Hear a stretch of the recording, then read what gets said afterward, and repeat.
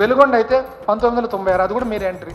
Veligonda project మీరు foundation store 1996లో వేస్తే 1 రూపాయి ఖర్చు పెట్టిన రాజశేఖర రెడ్డి గారు ముఖ్యమంత్రి అయిన తర్వాత 3580 కోట్లు అప్పట్లో ఖర్చు పెట్టి మేజర్ పోర్షన్ ఒక సింహభాగం పనులన్నీ కూడా పూర్తి చేయడం జరిగిందనమాట.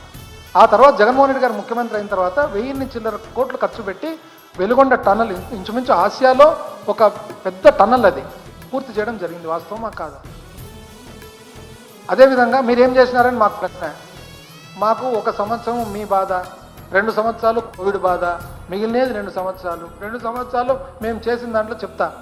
మిగిలిపోయిన జలేఖనం పనులలో జగన్మోహన్ రెడ్డి గారు ముఖ్యమంత్రి అయిన తర్వాత సంగం బ్యారేజ్ పూర్తి చేయడం జరగలేదా? నెల్లూరు బ్యారేజ్ పూర్తి చేయడం జరగలేదా? గాలేరు నగరి పనులు జరగలేదా? వెలుగొండ సొరంగాలు పూర్తి కాలేదా?